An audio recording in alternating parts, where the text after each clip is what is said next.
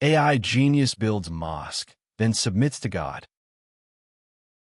He had everything: money, power, fame, even his own company worth billions. But one night, as he sat in his 100th floor office staring at the city lights, a single question destroyed his peace. Why am I alive? That question led him to fund a mosque. And in that mosque, he found what billions could never buy: peace. This is the story of the billionaire who searched for God and found himself. The rain tapped softly against the glass walls of Armin Qureshi's office. Below, the neon lights of Silicon Valley shimmered like stars trapped in concrete. Inside, everything screamed perfection: a massive desk of Italian oak, 3 screens filled with code, and a shelf stacked with awards from Forbes and Time. Armin was the kind of man the world admired. Founder of Neuronet, an AI empire that shaped the modern digital world. He had built systems that predicted markets, controlled smart cities, and even advised governments. Yet tonight, his eyes looked empty, lost in the glow of numbers. His phone buzzed. Another notification. Net worth crosses 43 billion. He smiled, a mechanical smile. He had crossed 43 billion, but his heart felt like it had crossed 0. "Congratulations, boss," his assistant Layla said, walking in with a grin. He nodded silently. When she left, the silence in the room grew louder. He opened his encrypted notes app and typed, "Why do I feel nothing anymore?" He stared at those words for a long time. Then, out of habit, he asked his AI, "Nura, define happiness." The AI's voice echoed, "Happiness is a psychological state characterized by feelings of contentment, satisfaction, and joy." He sighed.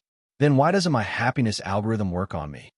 The city outside looked alive, but inside Armin, everything was dying. That night, he drove aimlessly, past glowing billboards, past the clubs, past everything he once loved. He stopped when he saw a small building with soft golden light, a mosque. He had seen churches, temples, meditation centers, but never entered a mosque. He parked and just stared. People were leaving after Isha prayer.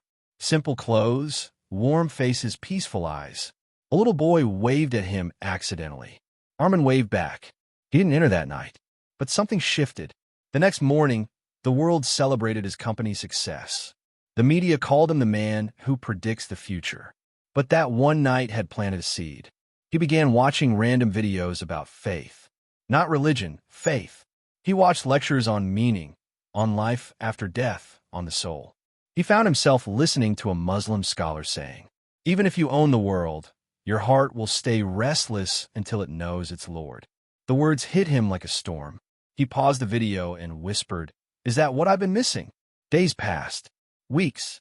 He started researching Islam quietly, reading the Quran translation online, studying the life of Prophet Muhammad, peace be upon him. He read how the Prophet, despite being offered kingdoms, chose simplicity and prayer. Tears filled Armin's eyes. He had nothing I have, yet he had everything I want.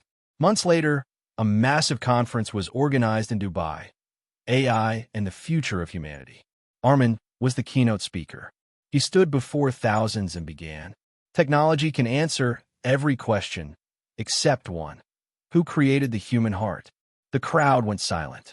For the first time, Armin spoke not as an innovator, but as a seeker.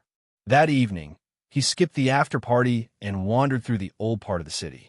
Narrow streets, call to prayer echoing through minarets, old men sipping tea, children laughing in alleys, a world untouched by the chaos of screens. He followed the sound of Adhan and ended up in front of an old mosque. It wasn't luxurious, just humble white walls and a small dome. A kind elderly man greeted him. "Come, son, join us." Armin hesitated. "I'm not Muslim." The man smiled. "That's okay. Allah's house welcomes everyone." He sat quietly at the back as people prayed.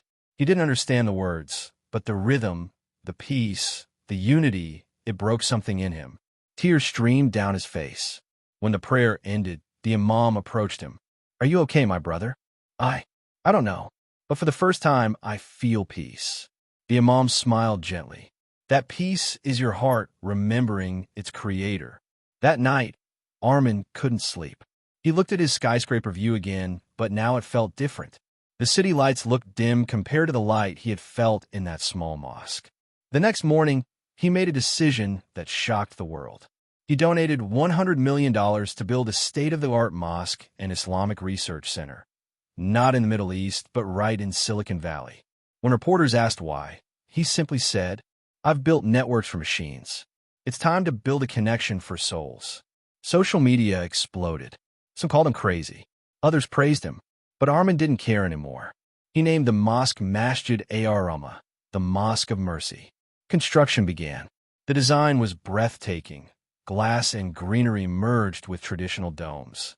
A place where faith met the future. But something strange happened during the construction. A financial scandal hit his company. Stocks plummeted. He lost billions overnight. His board members panicked. They begged him to cancel the mosque project. He refused.